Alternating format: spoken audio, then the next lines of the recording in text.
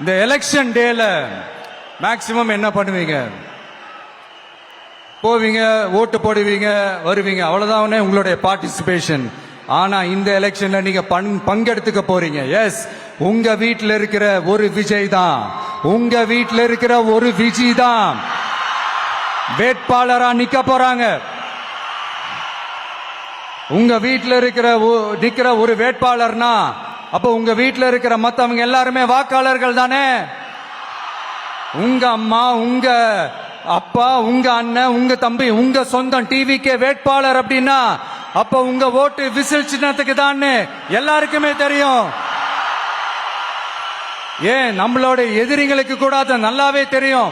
அதனாலதான் நமக்கு எதிராக அவ்வளவு அவதூறு பரப்புறாங்க.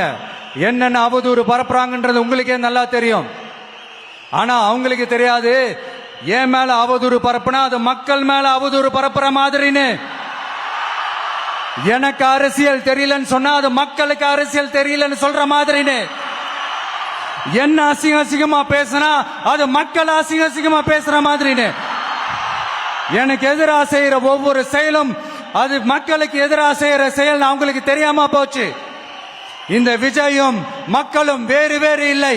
இந்த விஜயும் மக்களும் ரத்தமும் சதையும் மாறி, உடலும் உயிரும் மாறி, ஒன்னிலிருந்து ஒண்ண பிரிக்கவே முடியாது.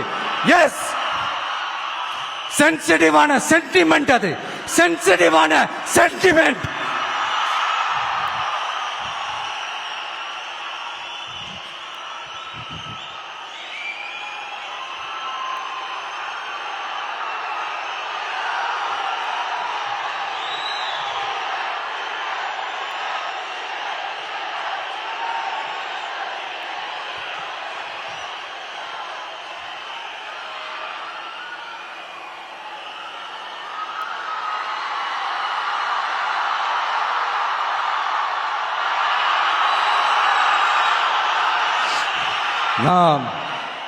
சாரி